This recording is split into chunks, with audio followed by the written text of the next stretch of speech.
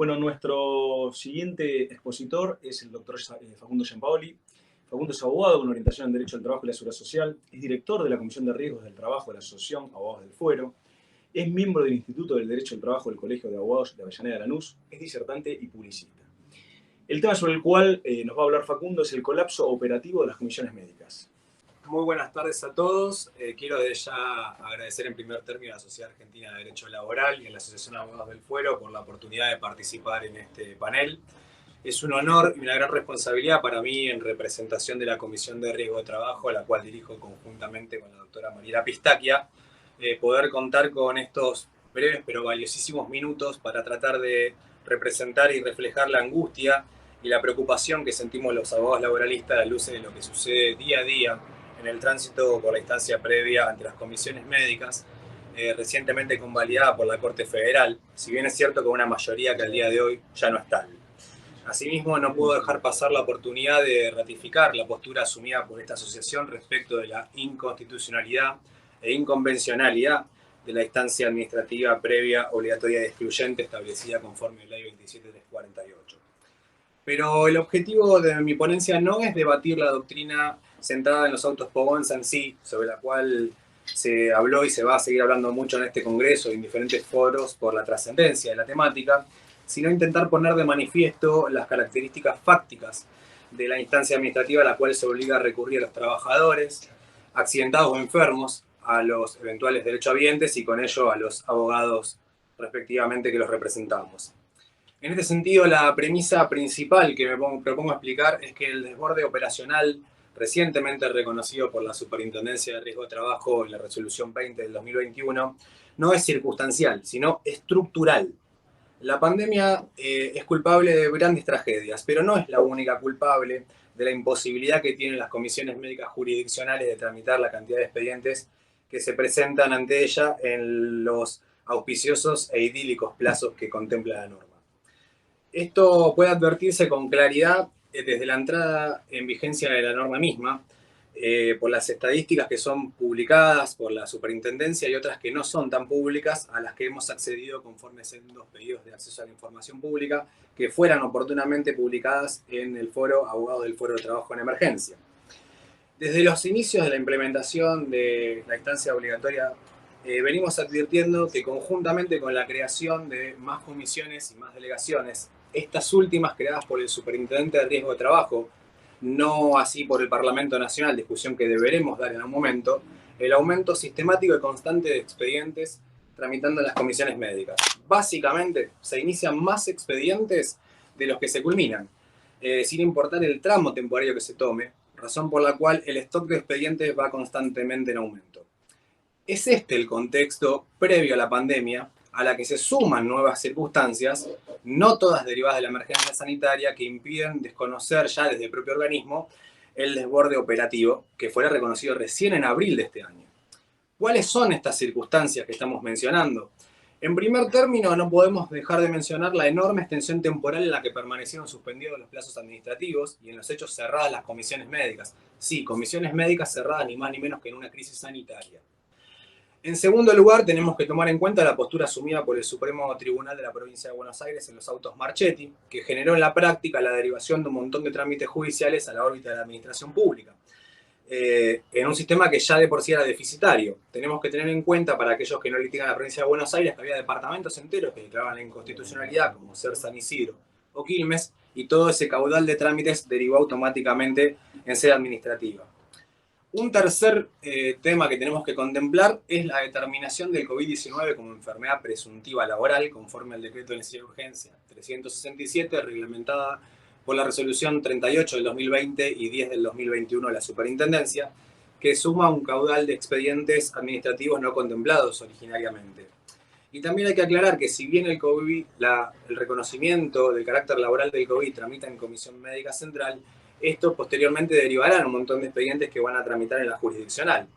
Aunque en realidad la Comisión Médica Central ya de por sí no poseía estructura, y esto se demuestra con la resolución 8 del 2021 de la Superintendencia, donde se habilita circunstancialmente a 10 secretarios técnicos letrados de la Comisión Jurisdiccional a emitir dictámenes por ante la Comisión Médica Central. Un cuarto punto, y quizás el más importante, es la permanente y constante actividad reglamentaria de la Superintendencia de Riesgo de Trabajo, en su gran mayoría violando la estructura jerárquica normativa establecida en el artículo 31 de la Constitución Nacional, que genera una y otra vez tener que rever por parte de las comisiones médicas los criterios respecto de la interpretación del procedimiento, que incluso muchas veces ni siquiera coinciden de comisión en comisión. Todo esto tenemos que sumar un supuesto hipotético,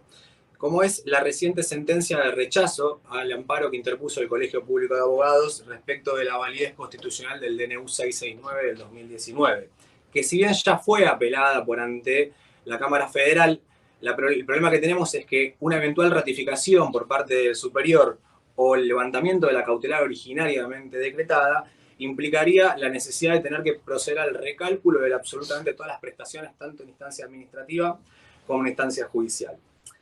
Como podrán advertir en este punto, estoy tratando de graficar que el desborde operativo circunstancial denunciado no es ni novedoso, ni inesperable, ni sorpresivo, sino una consecuencia lógica respecto de lo que era la propia estructura preexistente a la pandemia. No podemos perder de vista que para agosto de este año, las comisiones médicas jurisdiccionales eran 79 y una sola central para todo el territorio nacional, siendo que la Justicia Nacional de Apelación al Trabajo cuenta con 80 juzgados de primera instancia y 10 salas de segunda. Este es el real estado de situación que nos presenta la Administración en la instancia administrativa a la cual la Corte nos obliga actualmente a concurrir. Como conclusión, quiero indicar que resulta imperioso los autos de Pogonza que analicemos la instancia administrativa en su faz fáctica y no reducir toda discusión a cuestiones meramente dogmáticas. Y que todos los operadores tenemos que trabajar en resolver los problemas estructurales del sistema y dejar de recurrir de una vez por todas a normas que solo buscan resolver conflictos de implementación de forma parcial y circunstancial que, lejos de solucionar los graves problemas que presenta el problema, los agravan ampliando el laberinto normativo procedimental kafkiano que se impone en el trámite ante las comisiones médicas. En ese orden de ideas, el sistema tal cual está configurado, lejos de reducir la litigiosidad, la aumenta, generando a su vez una atomización de criterios jurisdiccionales que no benefician a nadie.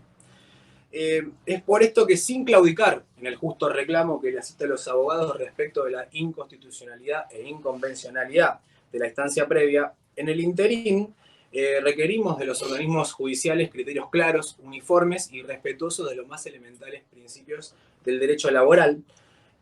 respecto de cuestiones que generan en la actualidad y generarán en el futuro la tan mentada litigiosidad que se venía a combatir.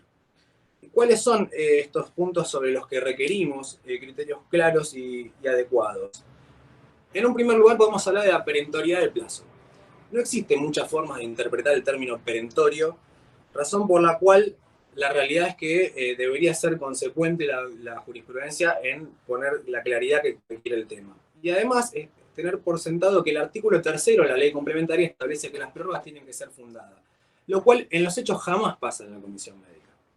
Otro de los temas a tener en cuenta son la forma del cómputo de los plazos. No podemos convalidar que sea el mismo órgano que tiene la obligación de expedirse en un plazo perentorio, bajo pena de incurrir en falta grave, conforme el artículo 4 de la norma, quien determine cuándo comienza a correr el plazo, como lo indica el artículo 32 de la resolución 298.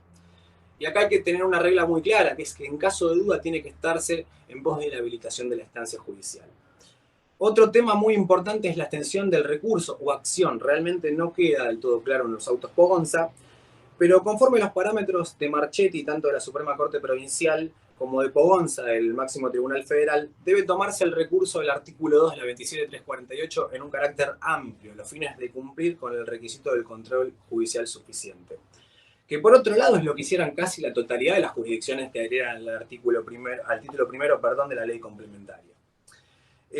Tenemos que también poner claridad respecto de supuestos donde el procedimiento queda en cabeza de la requerida. Por ejemplo, el caso de fallecimiento de los trabajadores. No existe en la actualidad una reglamentación que permita a los derechohabientes iniciar el trámite en caso de que sea omitido por parte del ART o el empleador autoasegurado. Por lo que la conclusión, a mi criterio, es que tiene que haber una habilitación judicial directa en este caso. Lo mismo podríamos decir respecto del supuesto de las enfermedades no listadas. En este caso, el último acto emanado lo hace un profesional de la salud, razón por la cual, a mi criterio, no supera los parámetros claros fijados por la Sala Décima de la Cámara Nacional de Apelaciones de Trabajo en el fallo Corbalán, y la única conclusión posible es que el acceso a la justicia debiera de ser también en forma directa. Otro tema que no podemos dejar de llamar la atención es las liquidaciones de las prestaciones luego de las sentencias emanadas por la Justicia Nacional y los recursos, Ley 27348. Hemos recibido muchas denuncias, podemos cotejar que hay muchos jueces nacionales que al momento de dictar una sentencia en un recurso de Ley 27348 ordenan la remisión del expediente sea administrativa para que sea esta la que liquide la prestación, siendo que el problema es que el organismo no posee una normativa que le indique cómo realizarlo, y creo yo que tampoco podría, porque por el artículo 2 de la ley complementaria ya ha perdido la jurisdicción. Entonces es en estos supuestos donde muchas veces vemos trabajadores que culminan su periplo en una escribanía para poder percibir las prestaciones que por ley le corresponde, lo cual desvirtúa totalmente el espíritu de la norma al momento de ser dictada. Otro tema muy importante que ya hemos requerido desde la asociación es la implementación del supuesto del artículo 8 de la resolución 20 del 2021 de la Superintendencia de Riesgo de Trabajo en la Justicia Nacional. La mal llamada posibilidad de tener por agotada la instancia administrativa, debía de usarse la palabra declinar, nos deja frente a una situación de extrema vulnerabilidad en donde no podemos ejercer el derecho de defensa de nuestros clientes, porque nos obliga a recurrir un acto administrativo sobre un procedimiento no realizado. Y por ende no podemos, en ese sentido, realizar una crítica concreta y razonada de la resolución administrativa en los términos del acta 2669 de la Cámara Nacional de Apelación al Trabajo. Otro tema sumamente importante es la imposibilidad de renunciar a los intereses devengados. Señores jueces, la tasa de interés integra el cálculo del ingreso base conforme al artículo 11 de la ley 27348. Y las prestaciones del sistema son irrenunciables conforme al artículo 11 de la 24557. Por lo que no puede permitirse en el marco de recursos ley 27348 homologaciones de acuerdos que no contemplen la totalidad de los intereses integrados. Si no llegamos al absurdo de observar que en instancia judicial es homologable lo que en instancia administrativa no lo es por violar el orden público laboral. Un punto más que me gustaría resaltar es la validez constitucional de los diversos plazos de caducidad. Sin perjuicio de lo expresamente dispuesto por el artículo 259 de la Ley de Contrato de Trabajo, lo cierto es que a través de las adhesiones al título primero que hicieron las diferentes jurisdicciones, se han establecido diferentes plazos de caducidad, dependiendo de la jurisdicción de la comisión médica a la que recurra el trabajador. Por lo que, amén de oponer un plazo de caducidad por sobre uno de prescripción, confundiendo dos institutos de diferente naturaleza, el plazo ni siquiera es uniforme, violando el principio de igualdad establecido en el artículo 16 de nuestra Carta Magna. Para culminar, quiero humildemente expresar que es mi mayor deseo que dentro de otros 25 años no nos encontremos discutiendo las mismas problemáticas, porque como diría Albert Einstein, locura es hacer lo mismo una y otra vez y esperar resultados diferentes. Muchas gracias nuevamente por esperarme y un afectuoso saludo a todos los colegas del otro lado.